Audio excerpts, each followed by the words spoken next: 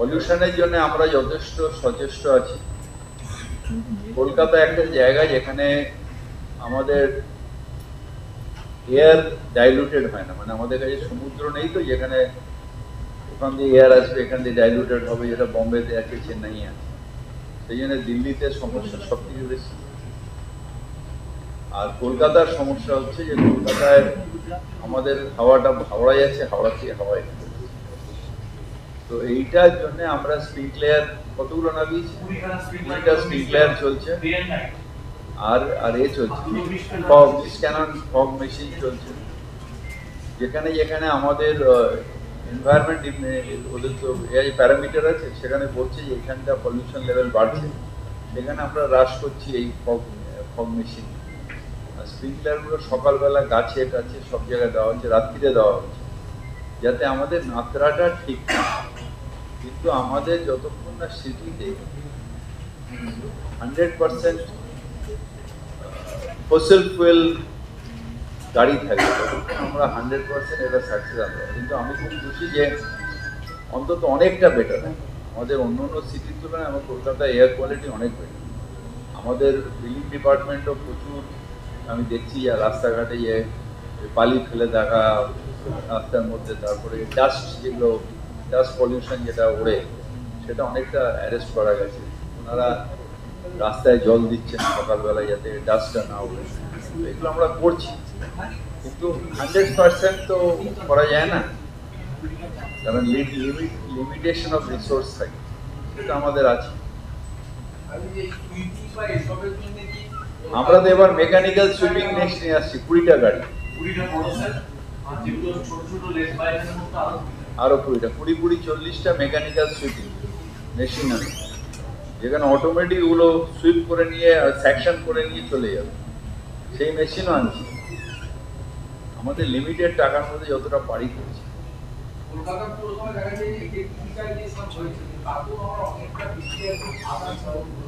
না না, ডিজিটাইজেশনে আমরা one of the best in the country.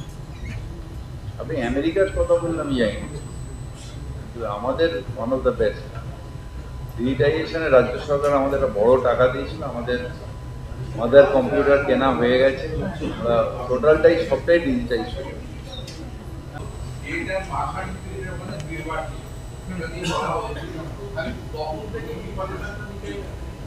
না, আমাদের এখনো হিয়ারিং স্টার্ট হয়নি।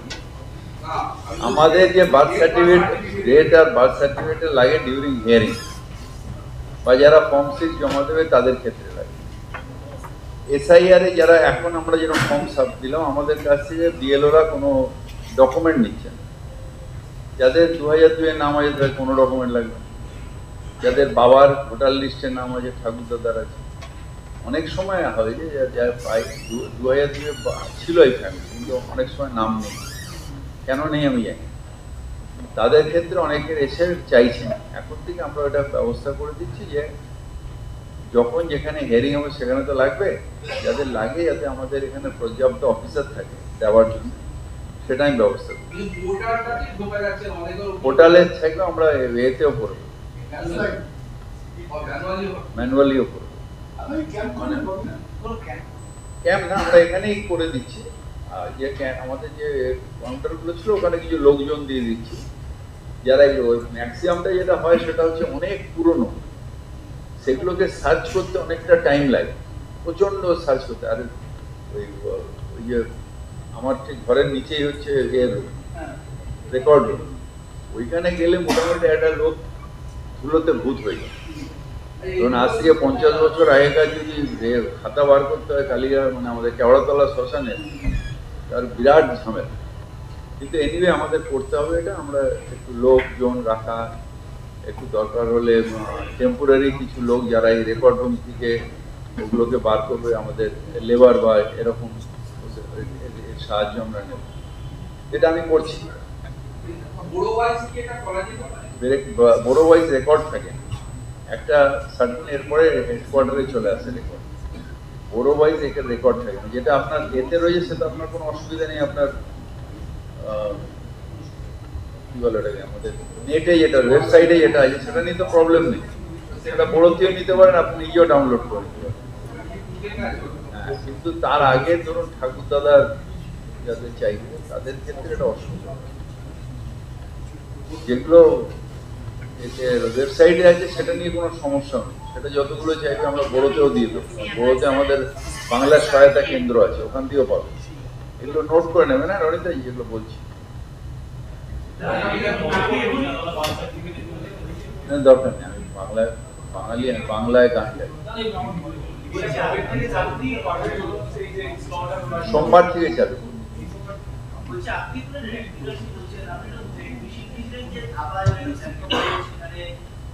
না, র্যাক পিকার্সে আমাদের একটা ধাপায় অলরেডি আছে, কিন্তু কি হচ্ছে আমাদের সেগ্রিগেশন এক সোর্স যখন করছে সেখান থেকে আর ধাপা পর্যন্ত পৌঁছচ্ছে না। সেখান থেকে এদের মধ্যেও তো কম্পিটিশন আছে, এরা ওইখান থেকে সব মাল তুলে নিচ্ছে। ধরুন আপনি যদি আলিপুর রোডে দেখবেন ওখানে এর আড়ত হয়ে গেছে, এর আড়ত না,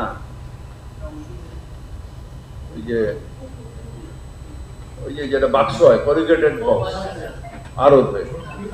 আবার এই দিকটা দেখবেন যে র্যাক পিকার্স, মানে র্যাক পিকার্স থেকে মালটা ডাইরেক্টলি এরা কিনে নিচ্ছে চেতলাহাট। এরকম শুধু একটা জায়গায় না, এরকম অনেক জায়গায় আছে যেখানে এইগুলোর সমস্যা আছে। ধাপা পর্যন্ত আমি তো ভেবেছিলাম যেগুলো সব যাবে ধাপায়, সেখানে গিয়ে র্যাক পিকার্সে কুড়বে, তারপর তারা ওখান দিয়ে নিয়ে নেবে। এটা তার আগেই পাড়ায় পাড়ায় হয়ে যাচ্ছে। পাড়ায় পাড়ায় যারা করছে, যারা বিজনেসম্যান যারা ওটা কালেক্ট করবে, সেখানে তাদের যারা বেচবে তারা কিন্তু এখানে এসে শুয়ে থাকে। সকালবেলা ঝাড়ু হওয়ার পর প্রথম মালটা কে করবে, এটা ওদের কাছে কম্পিটিশন। কিন্তু আমরা চাইছি যে এই ঠান্ডার মধ্যে ফুটপাতে না শুয়ে তারা ওখানে যাবে, এসে পরে করবে। আমরা তো ইনফ্যাক্ট একটা প্ল্যান করছি, এখনো হয়নি, যে আমরা নাইটে করব।